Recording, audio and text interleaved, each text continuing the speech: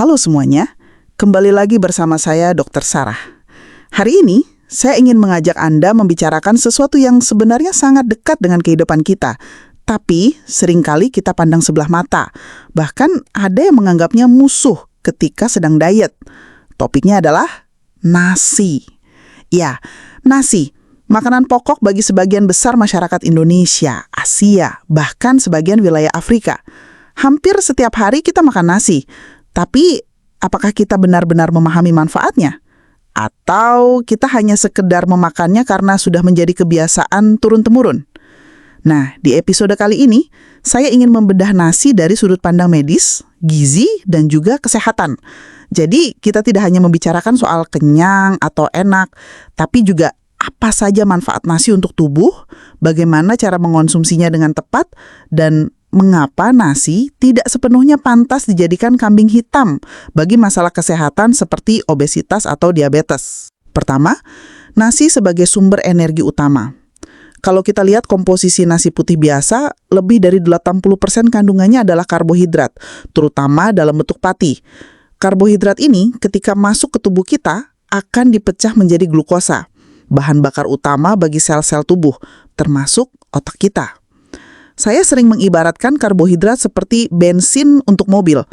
Tanpa bensin, mobil tidak bisa berjalan. Sama halnya dengan tubuh manusia.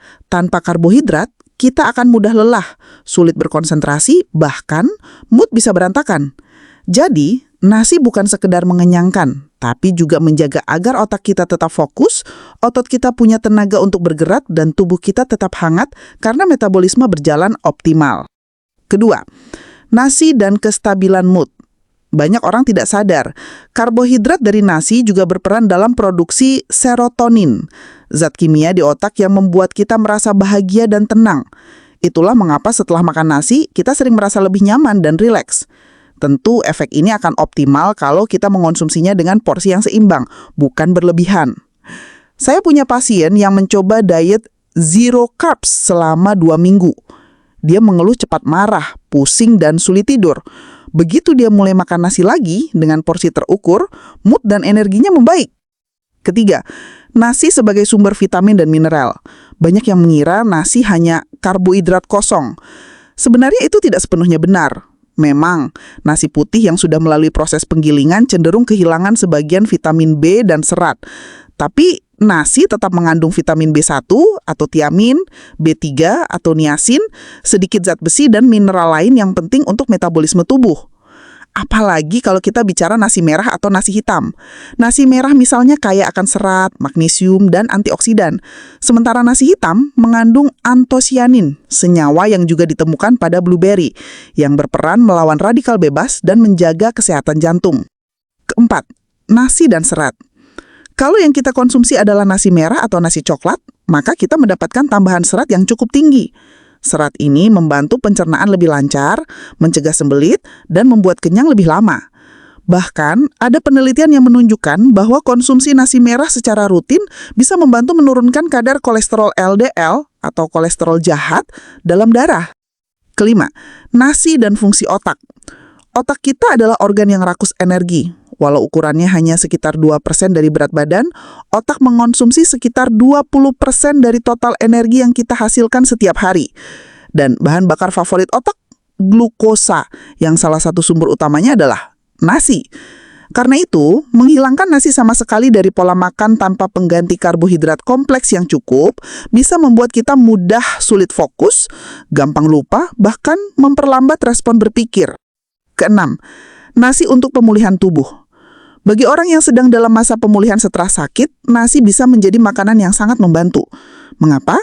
Karena nasi mudah dicerna, sehingga tubuh tidak perlu mengeluarkan energi ekstra untuk memprosesnya. Saya sering menyarankan pasien pasca operasi atau yang sedang dalam masa pemulihan untuk mengonsumsi bubur nasi.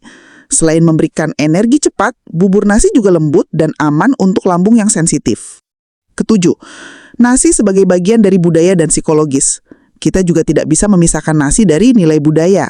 Bagi banyak orang Indonesia, belum makan nasi bukan sekedar kebiasaan, tapi juga memberikan rasa puas secara psikologis.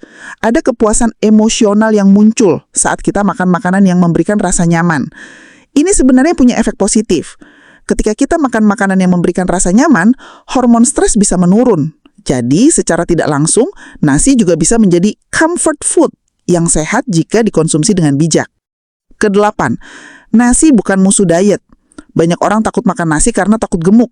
Padahal yang membuat berat badan naik bukan nasinya sendiri, tapi jumlah total kalori yang masuk dibandingkan dengan yang kita bakar.